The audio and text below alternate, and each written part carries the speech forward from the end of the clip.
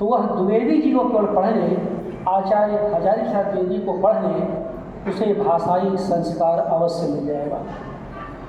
कारण क्या है कि भाषा के भीतर जिस तरह की संघर्ष को वह रेखांकित करते हैं, उसी माध्यम से जिस तरह से संस्कृतियों में परिवर्तन होता है और नई संस्कृतियों का निर्माण होता है, वह भाषा के बदलाव को लक्षित किए बगैर संभव नहीं है। इसी कारण से आप देखेंगे कि आचार्य द्विवेदी का जो जातीय गद्य है, वैसा विरल और विलक्षण गद्य हिंदी साहित्य में बहुत कम लोगों के पास है, खास करके जो आधुनिक रचनाशीलता से जुड़े हुए लोग हैं। बहुत विपुल और विराट उनका लेखन है। उनके किसी एक पक्ष को लेकर के घंटों बोला बतियाया जा सकता है, क्योंकि आप जानते हैं कि आचार्य द्विवेदी सर्जक हैं, आचार्य द्विवेदी इतिहासकार हैं, आचार्य द्विवेदी पांडित्य की परंपरा से गहराई से जुड़े हुए हैं और वे एक तरह के आलोचक हैं। तो चार भागों में उनका पूरा का पूरा लेखन सर्जक, आलोचक, इतिहासकार और पांडित्य, और इन सब पर उनकी अमिट छाप है। और जैसा कि किसी ने बताया कि उनकी जो रचनावली है उनमें सब कुछ दर्ज है। आचार्य द्विवेदी के बारे में ये भी है कि उनके लेखन में निरंतर परिवर्तन होता रहा है, और निरंतर परिवर्तन का मतलब ये है कि उनके जीवन का संघर्ष जैसे जैसे गहरा होता गया है, उनकी भाषा में भी वैसा वैसा परिवर्तन होता गया है, और वह भाषा संस्कृत के आधुनिक जो विशेषताएं हैं उनसे निरंतर जुड़ती चली गई। जैसे आप देखेंगे उनके जीवन के 3 पक्ष हैं। ये इसलिए जरूरी है कि यहाँ पे हमारे नौजवान साथी बैठे हुए हैं, वे जाने कि जिसे हम कहते हैं कि द्विवेदी जी ने लिखा है कि मनुष्य की पहचान संघर्ष की भूमि में होती है, पूजा की वेदी पर नहीं। तो ये जो संघर्ष की भूमि है मनुष्य की पहचान के लिए, ये उनकी लोक दृष्टि की बुनियादी विशेषता है। और वह जैसे जैसे उनके जीवन संघर्षों में परिवर्तन होता चला गया, वैसे वैसे द्विवेदी जी की भाषा और साहित्य और सांस्कृतिक समझ में भी बदलाव होता चला गया। जैसे 1950 तक द्विवेदी जी शांति निकेतन में हैं, गुरुदेव रविंद्रनाथ टैगोर और क्षिति मोहन सेन की प्रेरणा उनकी छत्र छाया में अपना उनका विकास होता है। 50 से 60 के बीच आचार्य द्विवेदी बनारस में है, काशी हिंदू विश्वविद्यालय के हिंदी विभाग में। 60 से 67 के बीच में द्विवेदी जी शिवालिक में है, यानी चंडीगढ़, पंजाब विश्वविद्यालय चंडीगढ़ में है, और फिर 67 में काशी हिंदू विश्वविद्यालय में रेक्टर के रूप में वापस आते हैं। तो जो 3 पक्ष हैं, आप देखें कि जो फर्स्ट उनका है उसमें द्विवेदी लिखते क्या है, जरा देखिए। उनके पास गुरुदेव जैसा संरक्षक था, उनके पास वैसा भाषाई संस्कार था, और इसी नाते आप देखेंगे एक बात की और बातें बहुत हैं, और वो सब एक बात यहाँ जो हमारे शिक्षक और छात्र बैठे हैं, द्विवेदी जी रविन्द्रनाथ टैगोर के उस बात से बहुत प्रभावित हैं कि मौलिकता शब्द ओरिजिनलिटी का हिंदी अनुवाद नहीं हो सकता, तो क्या होना चाहिए, कहते स्वकीयता। इस स्वकीयता पर द्विवेदी जी को बहुत बल है, और वह बार बार रविन्द्रनाथ टैगोर को उद्धृत करते हैं, उनको समझने की कोशिश करते हैं। ये जो स्वकीयता है, यह मौलिकता में वैसा कुछ नहीं, स्वकीयता में जो आत्मीयता है, जो नवाचार है, जो नवता है, भाषा और संस्कृति के आंतरिक समझ की जो अनुभूजें हैं, वे यहाँ पर दिखाई देती हैं। और छात्रों के लिए यह जानना यहाँ बहुत रोचक है कि अशोक के फूल जैसा निबंध पुस्तक इसी दौर में उन्होंने लिखी थी, कबीर की किताब इसी दौर में लिखी गई है, हिंदी साहित्य की भूमिका इसी दौर में लिखी गई है, और सबसे बड़ी बात है कि उनकी पहली कृति आप जान लीजिए, कबीर नहीं सूर साहित्य 1936 में लिखा था उन्होंने। तो इतनी जो बड़ी कृतियाँ हैं, और सबसे बड़ी बात है कि जो सबसे चर्चित उपन्यास है न्योनिया और बाणभट्ट के प्रेम की जो उदात्त स्थिति है, वह बाणभट्ट की आत्मकथा भी 1950 के पहले ही 46 में इसी दौर में लिखा गया है। यानी द्विवेदी जी का जो सांस्कृतिक और लोकबोध है वो निरंतर समष्टिगत चित्त से जुड़ता चला जाता है, निरंतर समष्टिगत चित्त को संबोधित करते हैं। यानी द्विवेदी जी के यहाँ जो समझ बनती है, व्यष्टि नहीं समष्टि मूल्यवान है। और जैसे जैसे भाषा की गहराई को में उतरते चले जाते हैं, वह उनके लोक में व्यष्टि से अधिक समष्टि शामिल होता चला जाता है। और आप देखिए, यह दौर द्विवेदी जी के इतिहासकार का दौर है, द्विवेदी जी के निबंधकार का दौर है, द्विवेदी जी के उपन्यास के सर्जक का दौर है, और द्विवेदी जी के पांडित्य का भी यही दौर है। पांडित्य में सीखा क्या द्विवेदी जी ने, जो बहुत काम की बात है। काम की बात यह है कि वे जो है निरंतर पूर्व पक्ष की उपेक्षा नहीं करते। वो कहते हैं हो सकता है आज का पक्ष कमज़ोर हो, और अगर उसकी तुलना में पूर्व का पक्ष हमारी परंपरा में कोई संबद्ध, कोई ताकतवर बिंदु है, तो उसकी उपेक्षा नहीं हो सकती। अर्थात वह अपनी जड़ों को लगातार संबोधित करते रहते हैं, उससे जुड़े भी रहने की कोशिश करते हैं। लेकिन आप देखिए, जब द्विवेदी जी काशी हिंदू विश्वविद्यालय में 1950 में बतौर अध्यक्ष बन के आते हैं, और 60 का जो 10 वर्षों का हमारे शिक्षक जानते हैं, बहुत विवाद उस दौर में हुआ, और बहुत सारा इतना विवाद हुआ कि मुदारियर आयोग बैठा, और उसमें द्विवेदी जी को 1960 में काशी हिंदू विश्वविद्यालय छोड़ना पड़ा। और फिर जा करके वह दौर देखिए, मध्यकालीन बोध के स्वरूप का दौर है, आलोचना का दौर है। वह दौर नाथ संप्रदाय के समझने का दौर है। और द्विवेदी जी जब 60 में यहाँ से छोड़ कर शिवालिक चले जाते हैं, चंडीगढ़ और शिवालिक की पहाड़ी में चले जाते हैं, तो द्विवेदी जी कुटज लिखते हैं, द्विवेदी जी देवदार जैसे निबंध लिखते हैं। तो द्विवेदी जी के जो यह चरण है, बगैर इसको समझे द्विवेदी जी को समग्रता में हम समझ नहीं सकते। अब एक एक पक्ष की जहाँ तक बात है, उस पर हम लोग बहुत विस्तार से चर्चा नहीं कर सकते, लेकिन बहुत सही बात है कि प्रोफेसर राघवेंद्र सिंह ने एक बात उठाई, भीष्म को क्षमा नहीं किया गया। ये बहुत महत्वपूर्ण निबंध है। क्यों निबंध है? क्योंकि प्रतिबद्धता यानी प्रतिज्ञा की सत्यनिष्ठा अगर लोकहित में नहीं है तो उसे बदला जाना चाहिए। भीष्म ने प्रतिज्ञा तो कर लिया, लेकिन सत्यनिष्ठा के दायरे में वो आगे भी बढ़ते हैं, सारा कार्य करते हैं, लेकिन वह लोकहित में नहीं था। क्यों? क्योंकि जिस समय द्रौपदी जैसी स्त्री का अपमान हो रहा था, भीष्म भी वहाँ पर चुप थे। यानी कहने का आशय यह है कि सत्य होना चाहिए, लेकिन सत्य लोक रुचि को रेखांकित करने वाला हो, और वह समष्टिगत चित्त को संबोधित करता हो। कृष्ण ने यही काम किया, इसीलिए कृष्ण महानायक बन गए, लेकिन भीष्म महानायक बन नहीं पाए। अवतारी पुरुष के होने की बात तो दूसरी है। एक तो यह बात आपके सामने मैं रखना चाहता था। दूसरी बात यह है कि अगर आप देखें तो द्विवेदी जी इस जगत को बहुत मूल्यवान मानते हैं। उनकी लोक दृष्टि का जो जागतिक पक्ष है वो बहुत मूल्यवान है, और वो बार बार उनकी जो किताब है वो पढ़ने लायक है। वो लालित्य तत्व, उसमें लालित्य चिंतन पर बहुत जोर देते हैं। और वो जो लालित्य तत्व यानी कालिदास के लालित्य योजना और लालित्य तत्व, उनकी जो 2 किताबें हैं, वह लालित्य के माध्यम से सौंदर्य की शिनाख्त करते हैं, और सौंदर्य को कहीं और नहीं, वह असल में बंधन के प्रति विद्रोह मानते हैं। और उसको उन्होंने कहा कि जो लालित्य है वो क्या है? ऐसा सौंदर्य है जो बंधन के प्रति विद्रोह है, जो मानवीय शिक्षा का परिणाम है। यानी मनुष्य द्वारा जो लालित है, मनुष्य द्वारा जो चाहा जाता है। तो उसमें उन्होंने एक जगह लिखा है कि स्वर्गीय वस्तुएं बगैर धरती से मिले मूल्यवान नहीं हो सकती। एक तो ये बात है।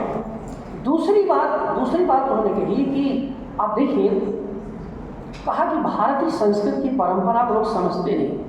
भारतीय संस्कृति की दो परंपराएं हैं, एक तो अवतार की परंपरा, दूसरे उद्धार की परंपरा। कहा भारतीय संस्कृति ने अवतार की परंपरा से अधिक उद्धार की परंपरा को मूल्यवान माना है, ये समझना है। और जो बच्चे यहाँ के जो छात्र या इस माध्यम से जो हमें सुन रहे हैं, इसी में दूसरी परंपरा का बीज तत्व भी शामिल है। पहली परंपरा अवतार की परंपरा को महत्व देती है, दूसरी परंपरा उद्धार की परंपरा को महत्व देती है। इसी कारण से द्विवेदी जी मनुष्य को देवता बनाने के पक्षधर हैं, उस दिशा में अग्रसर थे।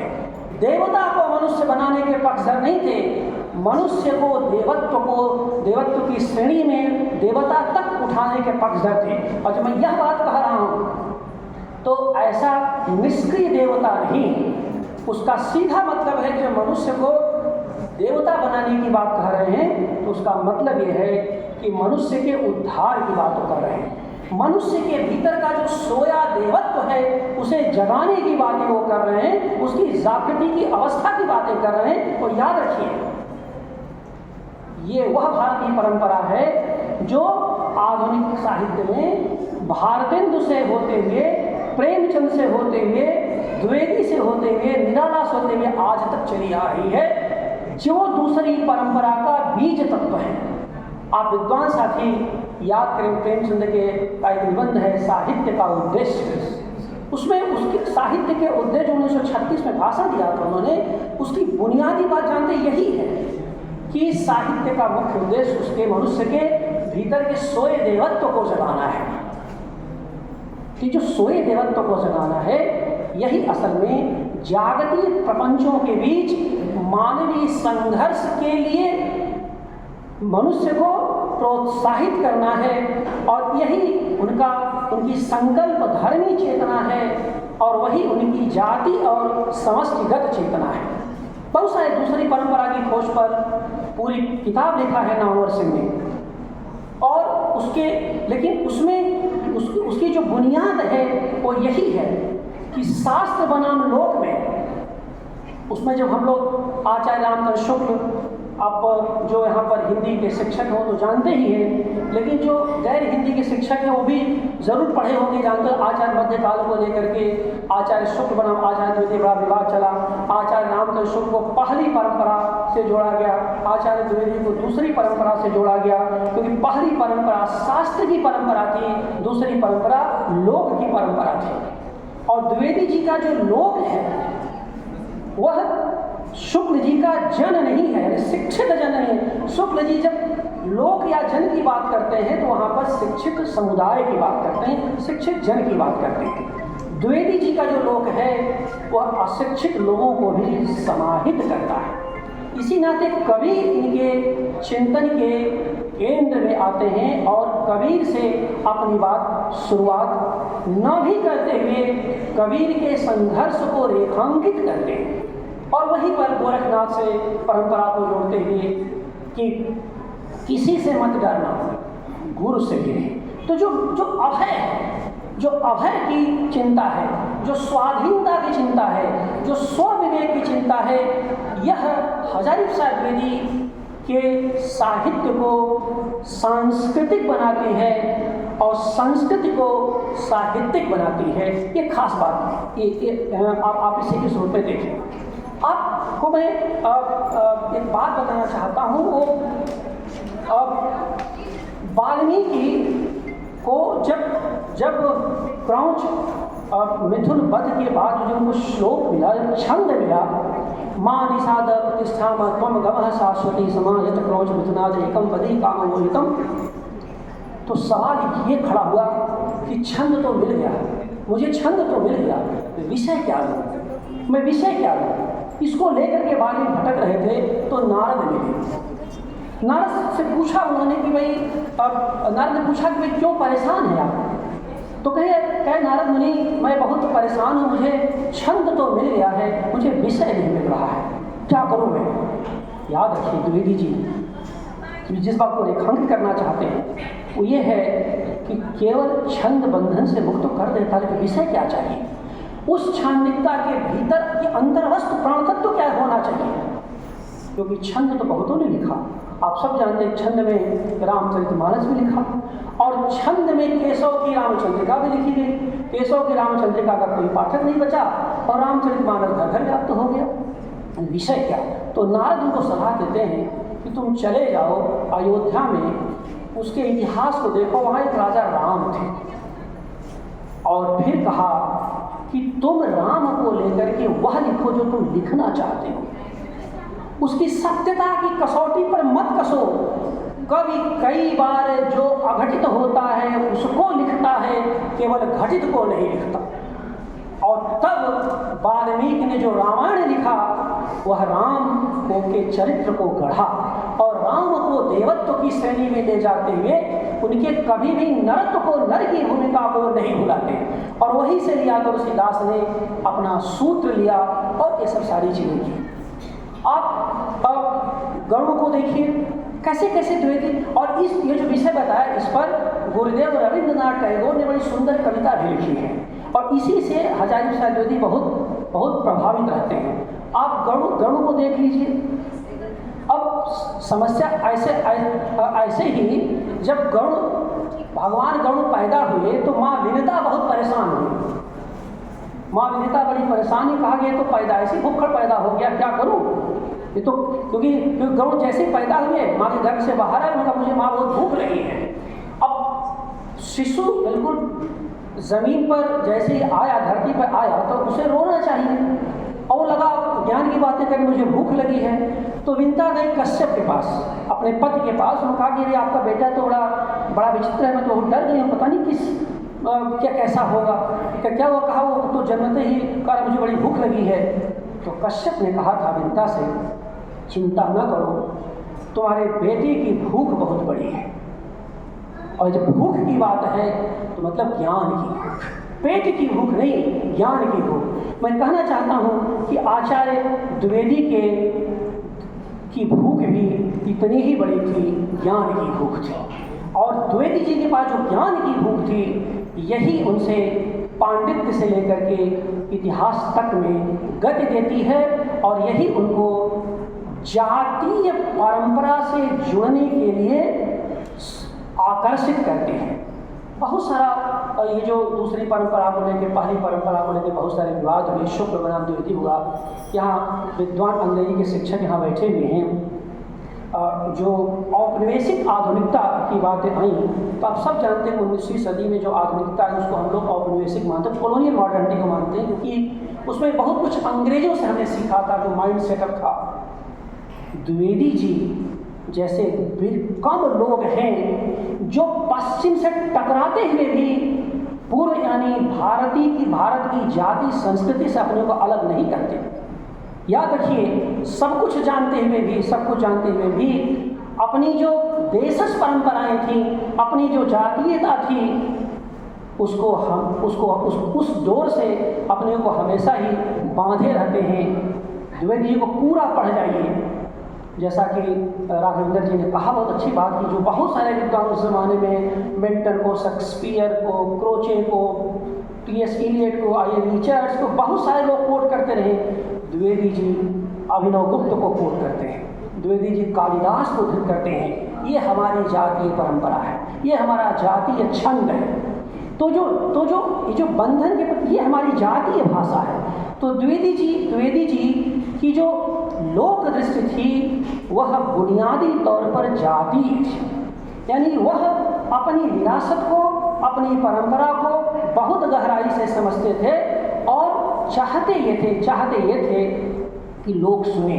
उन्होंने एक जगह लिखा है कि आज की बड़ी समस्या यह नहीं है अच्छी बातों को कैसे कहा जाए। इसको याद रखिए, आज की बड़ी समस्या यह नहीं है अच्छी बातों को कैसे कहा जाए, बल्कि यह है कि अच्छी बातों को सुनने के लिए लोगों को तैयार कैसे किया जाए। ये काम है।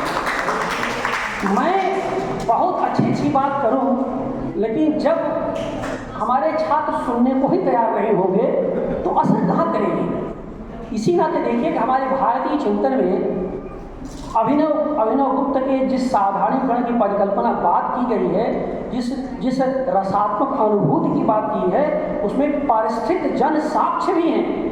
अगर परिस्थितियों का अनुकूलन आपने नहीं किया तो चाहे जितनी रस निष्पत्ति करने वाला आदमी, विद्वान वक्ता हो, कविता हो करे, कहानी करे, आप सभागार में बैठे हैं और घर से मार खा के आए हैं, तो चाहे अभिनव गुप्त नहीं, कालिदास नहीं, मानव, किसी को समझा दीजिए, वो जाएगा, दिमाग में जाएगा नहीं, क्योंकि आप तो घड़ी टेकेंगे और आपको घर जाना होगा, तो झगड़ा निपटाना है। तो इसी नाते भारतीय साहित्य की परंपरा, जो जाति परंपरा है, उसमें सहृदय के लिए बहुत ही मूल्यवान चीज़ें बताई गई है, जिसमें यह है कि अनुकूल परिस्थितियां भी उसके पास होनी चाहिए, तभी वह कुछ समझ पाएगा, कुछ वह सुन पाएगा। इस नाते आप देखेंगे कि द्विवेदी जी बुनियादी तौर पर जब कहा जाता है कि उनकी जो लोक दृष्टि है वह एक तरह का जागतीय प्रपंचों के बीच, यानी जीवन है, जीवन के बीच वो अग्रगामी होती है, आगे बढ़ती है। एक तो ये इस रूप में मुख्य बात यह है कि उनकी लोक दृष्टि अनिवार्यतः मनुष्योन्मुखी है। जब हम मनुष्योन्मुखी कहते हैं तो आप पूरा साहित्य, निबंध, 4 उपन्यास लिखा है, सैकड़ों निबंध लिखा है, आलोचना की है, कवि हैं, वो कविताएं लिखा उन्होंने, ज्योतिष के प्रकांड विद्वान हैं, यानी बहुविध है, बहुचिंतन परक है। लेकिन द्विवेदी जी ने कभी भी मनुष्य को कभी नहीं छोड़ा है। और मनुष्य को नहीं छोड़ने के पहले आप देखिए कि वो बार बार जो उनका जो अशोक का फूल है, अशोक के फूल, अशोक, अगर आप उनसे कुछ न पढ़ें, केवल द्विवेदी जी का निबंध अशोक के फूल पढ़ लें, तो आपको पता चलेगा कि भारत की जातीय परंपरा की कितनी विलक्षणताएं रही हैं और कैसे स्वर्गीय चीज़ें अपनी प्रासंगिकता के लिए धरती की तरफ उन्मुख होती हैं।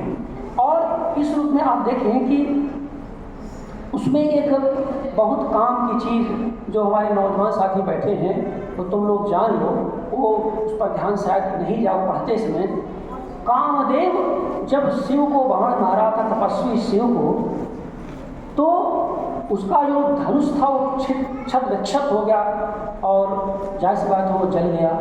तो छत विक्षत जो धनुष गिरा, स्वर्ग से जो धनुष के टुकड़े गिरे, उसी से नाना प्रकार के फूल खिले धरती पर। ये परिकल्पना है उस हजारी प्रसाद द्विवेदी के, हमारे माइथोलॉजी को, यानी बताना क्या चाहते हैं कि कामदेव के भी मोक्ष के लिए, मृतक कामदेव के भी मोक्ष के लिए धरती से उसका मिलन बहुत जरूरी था। बेला, चंपा जैसे फूलों की उत्पत्ति कामदेव के वो जो हत बाण थे, जो जगह जगह खंडित हुए थे, उनसे ही धरती पर इस तरह के सुंदर सुंदर फूल खिले थे। तो इस रूप में अगर आप देखें हैं कि जो संघर्ष की चेतना है द्विवेदी जी के यहाँ, वो बार बार इस बात कहते हैं कि संघर्ष में ही मनुष्य ने नई जीवनी शक्ति पाई है। तो वो जो जीवन शक्ति की बातें बार बार वो कहते हैं, इसको इस रूप में अपना आप देख लीजिए। और दूसरी बात मैं यहाँ पर ये कहना चाहता हूँ ये कि जो अभी तक तो मैंने दूसरी परंपरा और कुछ उनकी मोटी मोटी बातें आपके सामने रखी। द्विवेदी जी के लोक दृष्टि की बुनियादी विशेषताएं क्या, उन पर मैं बहुत सारे उनके उदाहरण पर मैं यहाँ जिक्र नहीं करूँगा, लेकिन उनकी जो बुनियादी बातें हैं कैसे उनको समझें, क्योंकि लोक उनके यहाँ ठहरा नहीं है, निरंतर गतिशील है। और लोक और मनुष्य, यानी लोक उनके यहाँ कह सकते हैं एक तरह का मानव व्यवहार है, मानव क्रियाकलाप है। लोक भी अपनी चरितार्थता के लिए, अपनी विश्वसनीयता के लिए मनुष्य से परस्पर अंतर क्रिया करता है। और इसी नाते इनके जब लोक की बात हम लोग करते हैं तो उसमें बुनियादी तौर पर संस्कृति है। द्विवेदी जी ने संस्कृत को जैसे समझा है वह भी बहुत ही मूल्यवान है। जैसे लोक दृष्टि हम कहते हैं, उनकी सांस्कृतिक दृष्टि की बात करते हैं, क्योंकि द्विवेदी जी की संस्कृत समावेशी है। द्विवेदी जी कभी भी संस्कृतियों के विभाजन की बात नहीं करते। द्विवेदी जी संस्कृतियों के परस्पर अंतर क्रिया की बात करते हैं और इसी नाते देखिए कि जब भक्ति काल के उदय की व्याख्या का विषय आया तो द्विवेदी जी साफ कहा, शुक्ल जी की तरह उसे इस्लाम की प्रतिक्रिया नहीं माना, उसे उन्होंने भारतीय जातीय परंपरा का स्वाभाविक विकास कहा। जो हमारे हिंदी से इधर यहाँ छात्र और शिक्षक बैठे हैं, ये टकराव असल में आरंभिक दौर में द्विवेदी जी के पास हुआ कि भाई भक्ति काल के उदय कैसे, क्योंकि भक्ति काल में तो भाई सगुण भी थे निर्गुण भी थे। तो बार उसको शुक्ल जी ने कहा था कि इस्लाम जब आया तो हमारी जो हिंदू व्यवस्था थी वो बहुत ही कंजर्वेटिव, बहुत ही जटिल हो गई। उन्होंने इस्लाम की प्रतिक्रिया में भगवान के अवतार की बात शुरू कर दी। द्विवेदी जी ने इसका निषेध किया, कहा कि यह हमारी जातीय परंपरा है, भक्ति काल में अगर इस्लाम न भी आया होता तो भी 12 आना वैसा ही होता जैसा है। ये इतिहास यानी ये साहित्य के एकेडमिक डोमेन की बात है, उसके डिटेल में नहीं जाएंगे, तो वो आज का विषय भी नहीं। लेकिन पहली बात यह है कि द्विवेदी जी की लोक दृष्टि में इतिहास विवेक है और परंपरा का गहरा बोध है। और ये जब मैं इतिहास विवेक और परंपरा के गहरे बोध की बात करता हूँ तो यह पारिभाषिक अर्थों में है, केवल यूं ही नहीं कहा जा रहा है इतिहास विवेक। और इतिहास का अर्थ कौन हाँकता है, आपने चर्चा की, यही से इतिहास विवेक का उदय होता है। इतिहास का अर्थ वह हाँकता है जो केवल सोचता नहीं, सोचे हुए को करता है। तो जो संकल्प धर्मा चेतना थी, ये उनका इतिहास विवेक था, जो सोचना ही नहीं है, सोचे हुए को कर दिखाना है। और इस इतिहास विवेक में अगर आप देखेंगे कि जब परंपरा का गहरा बोध मिल जाता है तो द्विवेदी जी अपनी जातीयता से जुड़ जाते हैं। परंपरा के गहरा बोध का मतलब यह है कि पर से परे, श्रेष्ठ से श्रेष्ठतर। द्विवेदी जी बार बार श्रेष्ठ थे, यानी जो आज है उससे थोड़ा बेहतर, पर से परे, यानी परंपरा को उन्होंने जड़ नहीं माना है। बार बार कहा है कि आधुनिकता अगर उठा हुआ पैर है तो परंपरा ठहरा हुआ पैर है। तो ये जो परंपरा आधुनिकता की बातें, लेकिन यह विभाजन में बहुत मुझे नहीं लगता, क्योंकि द्विवेदी जी बार बार इस बात पर जोर देते हैं कि जिस संस्कृति को, जिस भाषा को अपनी परंपरा के गतिशील मूल्यों की समझ नहीं होती वह आधुनिक भी नहीं हो सकता। अगर आधुनिक होगा तो निष्प्राण होगा, यानी आधुनिकता की निष्प्राणता को द्विवेदी जी बार बार हतोत्साहित करते हैं। और यही समझिए कि उनकी जो इतिहास बोध और गहरा परंपरा बोध है, यही इसी को बार बार हम लोग कहते हैं जड़ोन्मुख न होकर के चिदोन्मुख है। जड़ोन्मुख न होकर के चिदोन्मुख है। इसका क्या मतलब है? चिदोन्मुख में सत चिदानंद, तो जो सतचित आनंद है, सच्चिदानंद की बात है, चिदानंद की बात है, यानी परम आनंद की बात है। तो ये जो परंपरा है, परंपरा भी आनंद प्रवण होती है। अगर परंपरा में आज के समकालीनता के कोई ऐसे गतिशील मूल्य सुरक्षित हैं तो केवल इस नाते उसका निषेध नहीं किया जा सकता कि वह हमारी पूर्व की परंपरा थी, उससे मेरा कोई मतलब नहीं है। दूसरी परंपरा की खोज में गुरुदेव रविंद्रनाथ, दूसरी परंपरा की खोज में नामोर सिंह ने पहले ही पृष्ठ पर इस बात को दर्ज किया है। एक विधवा महिला के उद्धार की बात करते हैं कि क्या वो अपनी बेटी का कन्यादान नहीं कर सकती, तो गुरुदेव उन्हें बुलाते हैं अपने यहाँ, कहा देखो मेरे सामने बड़ी समस्या है, तब तक विधवा जो महिला थी वो अपनी कन्या का कन्यादान नहीं कर सकती थी। ये बड़ी जटिल परंपरा थी। द्विवेदी जी को लगाया उन्होंने, द्विवेदी ने बहुत खोजा, कहा कि ज़्यादा तो नहीं, एक बार ऐसी स्थिति आती है जब यह छूट मिली थी। टैगोर ने उनसे कहा कि क्या एक बार भी अगर परंपरा में आधुनिकता के मूल्य हैं तो क्या वह परंपरा के भीतर की आधुनिकता हमारे लिए ग्राह्य नहीं है? क्या हमें स्वीकार नहीं करना चाहिए? द्विवेदी जी ने लिखा कि मेरे इतिहास बोध का वही उदय का क्षण था। तो इस नाते मैं कहना चाहता हूँ जो उनके परंपरा और इतिहास बोध की बातें बार बार हम लोग कर रहे हैं वो इस रूप में ये चीज़ें हकी हैं। और इसी नाते देखिएगा कि परंपरा के भीतर जो जिस लोक की समझ उनमें विकसित होती है वही उन्हें चिन्हमुखी बनाती है और वही उन्हें आधुनिक बनाती है। तो लोक की सतत चिन्हमुखी आधुनिकता के रचनाकार हैं आचार्य द्विवेदी। लोक की सतत चिन्हमुखी आधुनिकता, यानी याद रखिए, बात बहुत विषयांतर हो जाएगी, फिर भी मैं बता दूँ, छात्र बैठे हैं, क्लासिकल और रोमांटिक टोन का जो स्ट्रक्चर फॉर्म रहा उसमें यही बुनियादी अंतर रहा। रोमांटिक टोन, डॉक्टर साहब यहाँ बैठे हुए हैं, रोमांटिक टोन का ये रहा कि वो बहुत ही सर्कुलर होता है, यानी एक मूड की बात होती है और उसमें एक सर्कल चक्र रहता है, आप चलेंगे वहीं पहुँच जाएंगे।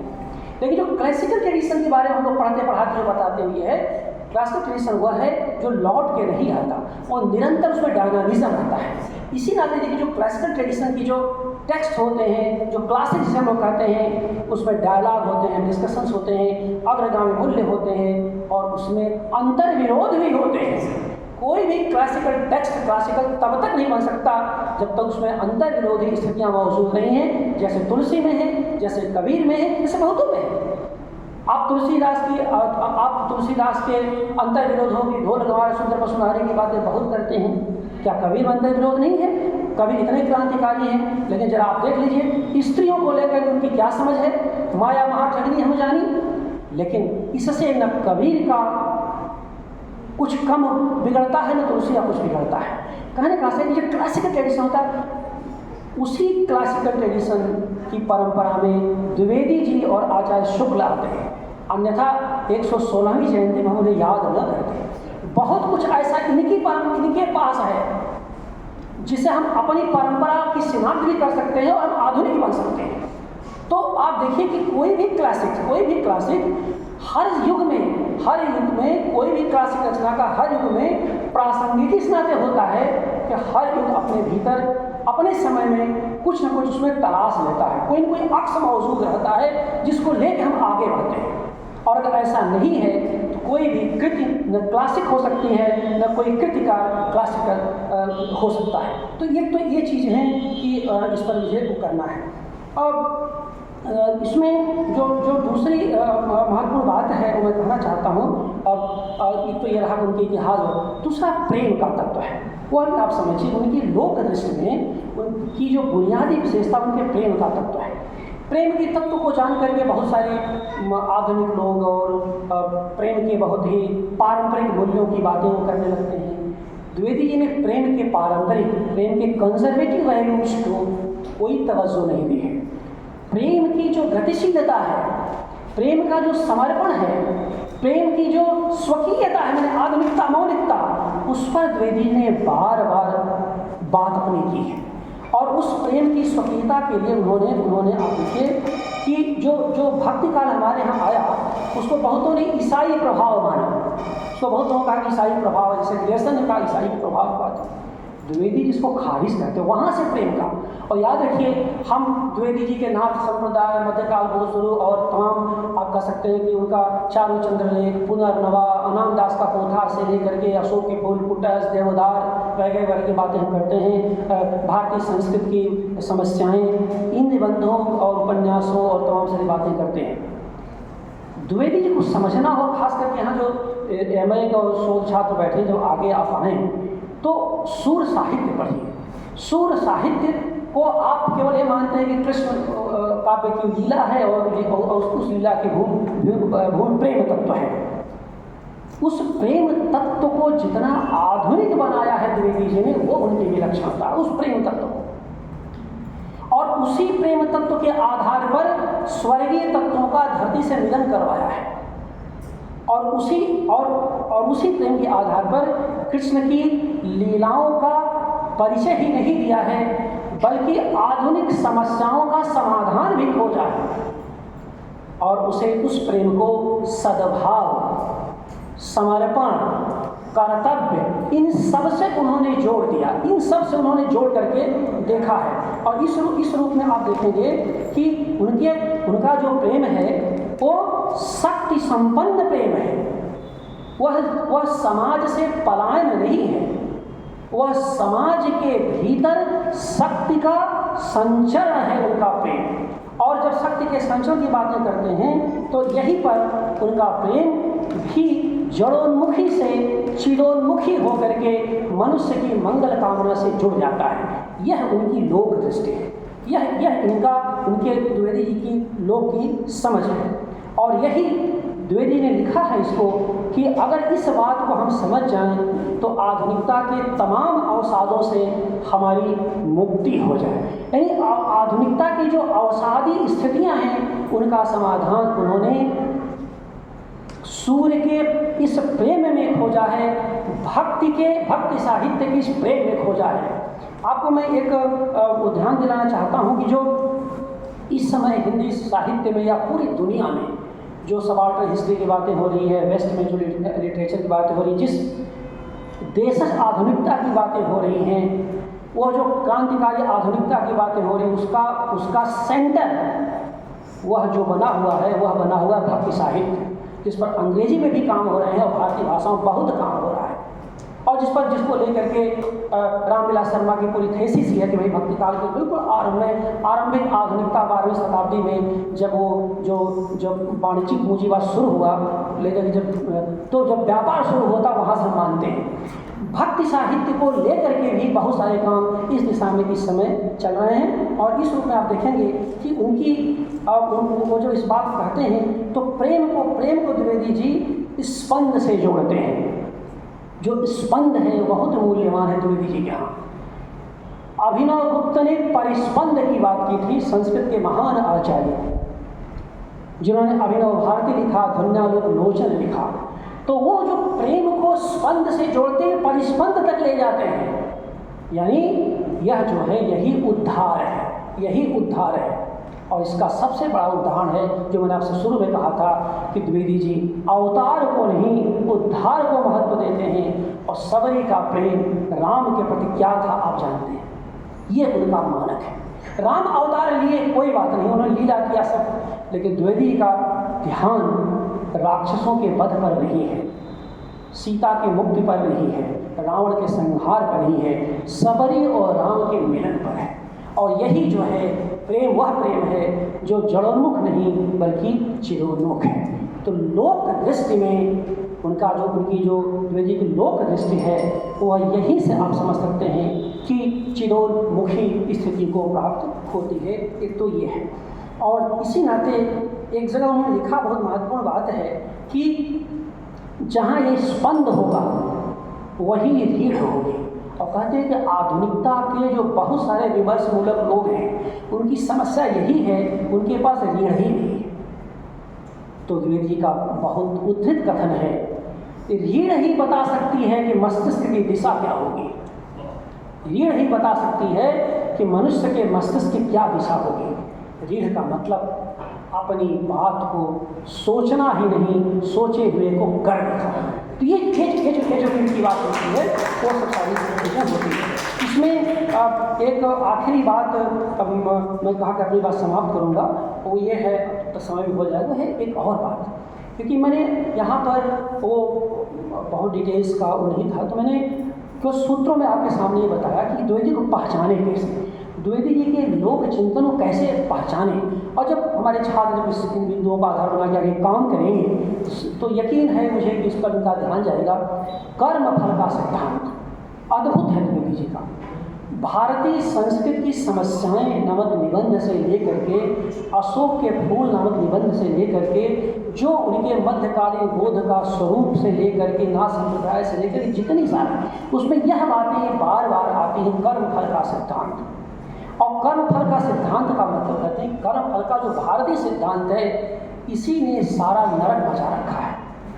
कहते हैं कि भारतीय संस्कृत में जो विकास नहीं हो पाया, निचले तबके का विकास, लोक का विकास, आम जनता का विकास, कम पढ़ी लिखी जनता का विकास, वो इस कर्म फल के सिद्धांत कहते हैं कि पूरी दुनिया के इतिहास में कर्म फल पुनर्जन्म का सिद्धांत तो है, लेकिन कर्म फल का सिद्धांत भारत के अलावा कहीं नहीं है। कर्म फल का सिद्धांत कहते हैं वह नियतिवादी सिद्धांत है जो मनुष्य को गुलाम बनाता है, थोड़े को मुट्ठी भर को ताकत देता है और बहुलांश को गुलामी के अंधकार में ठेल देता, भेज देता है। क्यों? क्योंकि गरीब, मजदूर, किसान, स्त्री का जो शोषण सदियों से होता रहा, जिस पर प्रतिवाद नहीं कर पाई, जिसकी वजह से आप जानते हैं कि 20वीं सदी के उत्तरार्ध में तमाम विमर्श, स्त्री विमर्श, दलित विमर्श, आदिवासी, बहुत सारे विमर्श खड़े हुए। अब तो इन्वायरमेंटल डिस्कोर्स शुरू हो गया है, अब तो तमाम सारी चीज़ें हो गई हैं। और एंथ्रोपोसीन पर हम चर्चा करने जा रहे हैं। एंथ्रोपोसीन एक नया शब्द आया है, पोस्ट ट्रुथ के युग में हम चल रहे हैं। एंथ्रोपोसीन का मतलब होता है कि भाई पर्यावरण को लेकर के जो साहित्य में चिंताएं व्यक्त की जा रही हैं, वो भी एक नया टर्म आजकल चल रहा पश्चिम में, जो कि हमारे हिंदी में धीरे धीरे करके उस पर वो चर्चा कर रहे हैं। पोस्ट ट्रुथ है एंथ्रोपोसीन। खैर वो आप जो कर्म फल का सिद्धांत कहते हैं कि नियतवादी नहीं, आप पैदा हुए हैं मजदूर रूप में, तो आप अपनी स्थिति में परिवर्तन नहीं कर सकते। आप बताइए, हम असिस्टेंट प्रोफेसर होते हैं, प्रमोशन हो गए, एसोसिएट हो जाते हैं, फिर प्रोफेसर हो जाते हैं, फिर कुलपति हो जाते हैं, प्रिंसिपल हो जाते हैं, फिर रिटायर हो जाते हैं। एक नौकरी में आकर के भी नित्य परिवर्तन होता रहता है। प्राइमरी स्कूल टीचर से हम कहाँ पहुँच जाते हैं? परिवर्तन प्रकृति की मांग है। और आपने एक समाज को सदियों से गुलामी के जंजीर में रख रखा है और कहते हैं कि तुम्हारे परिवर्तन इसलिए नहीं सकता कि यह कर्म का फल है, पिछले जन्म में तुमने पाप किया था, इस नाते तुम उसमें बने रहो। जितनी मजबूती से आचार्य द्विवेदी ने पूरे अपने सांस्कृतिक चिंतन इस बात को व्यक्त किया है, वो अभिभूत करता है। और कर्म फल के सिद्धांत पर उन्होंने बहुत प्रहार किया। कहा नहीं, श्रम का फल मिलना चाहिए, कर्म का फल, यानी कर्म का मतलब पूर्व जन्म कर्मों का के फल पर चर्चा नहीं होनी चाहिए। आधुनिकता अगर भारतीय समाज को बदलना चाहते हैं और परंपरा को जड़ोन्मुख नहीं रहकर चिदोन्मुख बनाना चाहते हैं, तो आपको इस तरह से सोचना ही होगा। अग्रगामी मूल्यों की शिनाख्त आपको करनी ही होगी। और आप देखेंगे कि ये जो स्थिति रही, यही धीरे धीरे करके उन्होंने जिस संत मत की बातें कही, का भक्ति काल का जो संत चिंतन है, वह पूरा के पूरा इसी पर टिका हुआ है। सगुण नहीं, निर्गुण चिंतन। रैदास, कबीर, धन्ना, पीपा, ये लोग जो भी रहे, दाऊ, ये जो लोग रहे, ये संत मत। क्यों?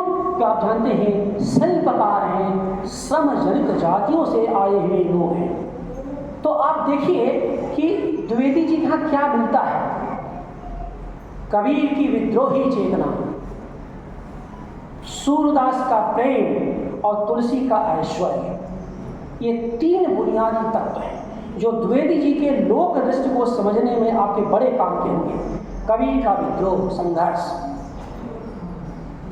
सूर का उदात्त प्रेम और तुलसी के ऐश्वर्य, ये तीनों द्विवेदी जी एक प्लेटफॉर्म पर जोड़ करके इसके मंगल विधायी शक्ति की बात करते हैं। और उनका पूरा के पूरा साहित्य इन्हीं बिंदुओं पर टिका हुआ है कि आधुनिकता में संघर्ष भी चाहिए, प्रेम भी चाहिए और ऐश्वर्य भी चाहिए।